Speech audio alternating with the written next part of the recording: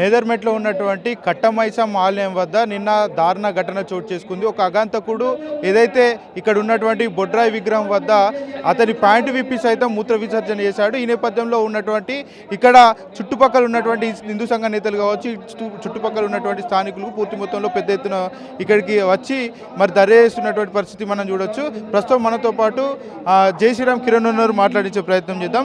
చెప్పండి, నిన్న నైట్ అసలు ఏం జరిగింది? ఇంత పెద్ద ఎత్తున ధర్నా చేస్తూ ఉండడానికి కారణం ఏంటి? ఫస్ట్ మీరు అన్నారు కదండి, ఇక్కడ హిందూ సంఘాలు కాదు, కట్టమైసమ్మ మా కులదైవము, మా మల్కాజ్గిరి కుటుంబంలో యొక్క ఒక ఆడవిల్ల. ఈరోజు లక్షలాది మంది ఉండే ఈ మల్కాజ్గిరిలో కట్టమైసమ్మని అడగంది బయటికి పోరు, కట్టమైసమ్మ అడగని తీసుకొని లోపలికి రారు. ఈడ శుభ కార్యక్రమం జరిగిన ఏ ఒక్క ఇంట్లో ఏ శుభ కార్యక్రమం చేసినా అమ్మకు చెప్పకుండా చేయం. మేము అమ్మవారికి కొబ్బరికాయ కొట్టో, ప్రసాదం ఇచ్చో, బోనం చేసో మా ఇంట్లో శుభ కార్యక్రమం నిలుచుకుంటాం. ఈరోజు మేము కుటుంబ సభ్యులము ఒక హిందువుగా గర్విస్తున్నాము. కట్టమైసమ్మ మా ఇంటి దేవత. ఈరోజు నిన్న రాత్రి లక్షలాది మంది తిరిగే ఈ రోడ్డు పైన ఈరోజు ఒక అన్యమతస్థుడు వచ్చి, ఒక వర్గానికి సంబంధించిన వ్యక్తి వచ్చి మల విసర్జన చేసిండు. వాడు ఎందుకు చేసినవరా అని చెప్పేసి ఇక్కడ స్థానికులు వాడిని పట్టుకొని అడిగితే వాడు వికటాస్తం చేసుకుంటూ మీరు ఏం బీక్తారా అనే విధంగా వాని యొక్క చూపు.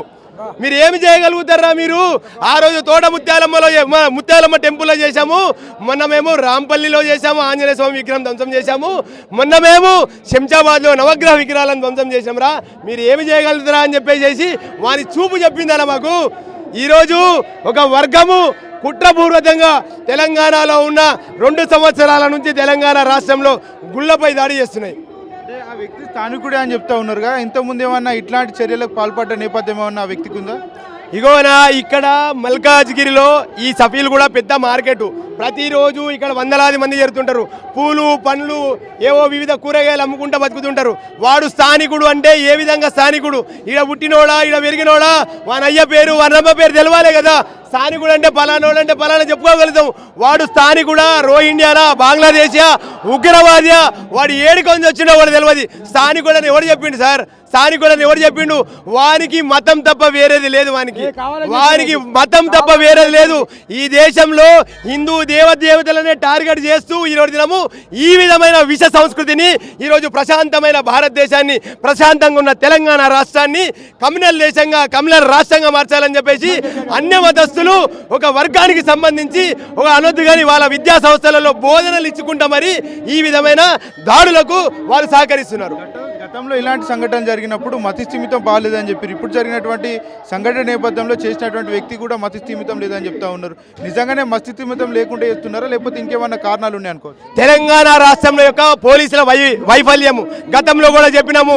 రాష్ట్ర డీజీపీ గారు మీరు మీ ఇంటెలిజెన్స్ వ్యవస్థ ఈ రోజు దినం మీ పని మీరు చెయ్యక ఈ రోజు గుళ్ళపై దాడులు జరుగుతుంటే, ఆ రోజు తోట అమ్మవారు ముత్యాలమ్మ గుడిపై జరిగిన దాడిలో కూడా ఆ రోజు హిందువులే పట్టుకొని మీకు ఇవ్వడం జరిగింది.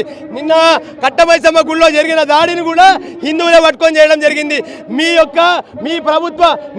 మీ ఉద్యోగ వైఫల్యాన్ని ఈరోజు వాడు పిచ్చోడు అని చెప్పేసి మీరు మీ యొక్క ఉద్యోగ ధర్మాన్ని మీరు విస్మరించి ఈరోజు ప్రజల మీద నెట్టేసే ప్రయత్నం చేస్తున్నారు.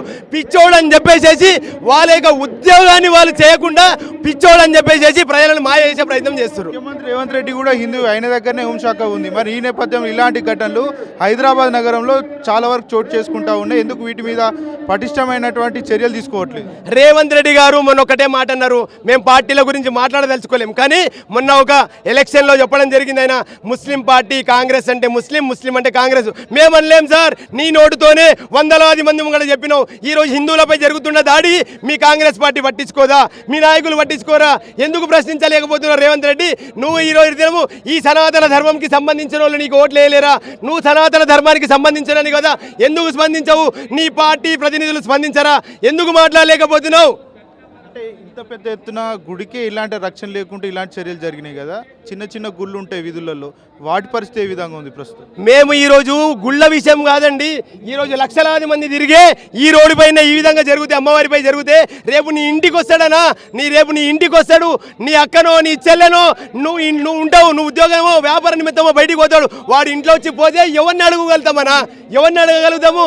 ప్రభుత్వాలు ఇప్పటికి కూడా నిన్న రాత్రి నుంచి చేస్తుంటే ప్రభుత్వ ఉద్యోగులు ఇప్పటిదాకా ప్రభుత్వ అధికారులు ఇంకా కలెక్టర్ కానీ ఆర్డీఓ కానీ రాలేని పరిస్థితి. ఎవరికి పనిచేస్తున్నారు మీరు? పార్టీ సైనికులా మీరు? ఈ అధికార పార్టీకి సైనికులా లేకపోతే ప్రజలకు మీరు జవాబుదారీగా ఉండాలా? మీరు ఎందుకు స్పందించలేకపోయినా మేడ్చల్ మల్కాజిగిరి కలెక్టర్ని మల్కాజిగిరి ఆర్డీఓ గారిని ప్రశ్నిస్తున్నాం మేము. కలెక్టరేట్ కూడా దగ్గరనే ఉంది, అదేవిధంగా కమిషనరేట్ కూడా దగ్గరే ఉంది కదా, ఎందుకు వాళ్ళు రాలేకపోతా ఉన్నారు? వీటికి సంబంధించినటువంటి అదే అండి, అదే అడగాలి. ఇక్కడ ఉన్న వాళ్ళు ప్రజలు కాదా? మల్కాజ్గిరిలో ఉన్న వాళ్ళు ప్రజలు కాదా? మల్కాజ్గిరి ఈ దేశంలో భాగం కాదా? మల్కాజ్గిరి ఈ రాష్ట్రంలో భాగం కాదా? అధికారులకు మేము అడుగుతున్నాము, ఎందుకు లా అండ్ ఆర్డర్కి సంబంధించి రాత్రి 200 మంది పోలీసులను తీసుకొచ్చి మీడియాపై ఆంక్షలు పెట్టి మరి ఇక్కడ జరుగుతున్న దాడులని, ఈ అమ్మవారిపై జరిగిన అవమానాన్ని ఇప్పటిదాకా కూడా నేషనల్ మీడియాలో రాకపోవడం బాధాకరము. ఇంకా బాధాకరము, ఈ మీడియా పైన ఆంక్షలు పెట్టే ఈ అధికారులు ఎందుకు అధికారులను రాబేయలేకపోతున్నారు? ఎందుకు కలెక్టర్ రాలేకపోతున్నాడు? మీకు తెలియదా న్యూస్? ఇక్కడ ఇంటెలిజెన్స్ వ్యవస్థ పనిచేస్తలేదా? ముత్యాలమ్మ గుడికి సంబంధించినటువంటి ఘటన నేపథ్యంలో దానికి సంబంధించినటువంటి నేరస్తులను ఇప్పటి వరకు కూడా సరైన శిక్ష చేయలేదని చాలామంది అభిప్రాయం వ్యక్తం చేస్తూ ఉన్నారు. దీనికి సంబంధించి ప్రస్తుతం జరిగినటువంటి ఘటన వెనుక ఉన్నటువంటి నేరస్తులను పట్టుకునే అవకాశాలు ఉంటాయా, లేకపోతే అదే విధంగా వెళ్తారు అనుకోవచ్చు? గతంలో కూడా చెప్పినాము, ముత్యాలమ్మపై దాడి జరిగినోడు ఒక్కడు కాదు. వాడైతే ఒక మతానికి సంబంధించిన అక్కడి నుంచి వాడు వచ్చిండు. ఆ లోపల 200 మంది ఉండే, ఆ ప్రార్థనా మందిరంలో 200 మంది ఉండే. ఆ రోజు క్లాస్ చెప్పేటప్పుడు 200 మంది. ఆడు ఇచ్చిన స్పీచ్కి ఒక ఉన్మాదిగా మారి ఆడ అమ్మవారిపై దాడి జరిగింది. 199 మంది ఇంకా ఈ రాష్ట్రంలో తిరుగుతున్నారు. మేము ఆ రోజే చెప్పినాం రేవంత్ రెడ్డి గారు వాళ్ళందరినీ పట్టుకోండి. ఇదే విధంగా గుళ్ళపై దాడి జరుగుతుంది, ఇదే విధంగా హిందువులపై దాడి జరుగుతుంది, ఇదే విధంగా లవ్ జిహాదులు చేస్తున్నారు, ల్యాండ్ జిహాదులు చేస్తున్నారు. ఇక్కడ హిందువులకు భద్రత లేకుండా పోతుంది. కుటుంబ సమేతంగా మేము విహారయాత్రకు పోలేని పరిస్థితి జరుగుతుంది అని ఆ రోజే చెప్పినాము. ఈ రోజు జరిగిన దాడి ఆ 199 మందిలోంచి ఒకడని చెప్పి మాకు అనుమానంగా ఉంది. ఇది పరిస్థితి. మొత్తానికైతే కావాల్చుకొని కొంతమంది కచ్చగట్టి ఇట్లా దేవుళ్ళ మీద గుళ్ళ మీద దాడులు చేస్తున్నారంటే కూడా వీళ్ళంతా కూడా మరి ప్రభుత్వం మీద కావచ్చు, పోలీస్ వ్యవస్థ మీద కూడా మండిపడుతూ ఉన్నారు. ఎందుకంటే ఇక్కడ చూడొచ్చు, ఏదైతే మరి గుడికి సంబంధించినటువంటి మెయిన్ రోడ్ పక్కనే ఉంది. 8 గంటల ప్రాంతంలోనే ఘటన జరిగింది. ఇప్పటి వరకు సరైనటువంటి మరి చర్యలు తీసుకోలేదంటూ కూడా ఇక్కడ ఉన్నటువంటి ఏదైతే మరి భక్తులు చాలా పెద్ద ఎత్తున ప్రభుత్వం మీద ఆగ్రహం వ్యక్తం చేస్తూ ఉన్నారు. ఇప్పటి కూడా కలెక్టర్ కావచ్చు, అదేవిధంగా కమిషనర్ కూడా ఇక్కడికి రాలేదు, పక్కనే ఆఫీసులు ఉన్నా కూడా ఇక్కడికి రాలేదంటూ కూడా మరి వాళ్ళంతా కూడా మరి ప్రభుత్వం మీద మండిపడుతూ ఉన్నారు. కేవలం ఏదైతే హిందూ సంఘాలను కావచ్చు, అదేవిధంగా మీడియాను మాత్రమే అడ్డుకునేందుకు ప్రయత్నాలు చేస్తున్నారు తప్ప ఇలాంటి ఘటనలు జరగకుండా ఎలాంటి చర్యలు తీసుకోవట్లేదంటూ కూడా చెప్తూ ఉన్నారు.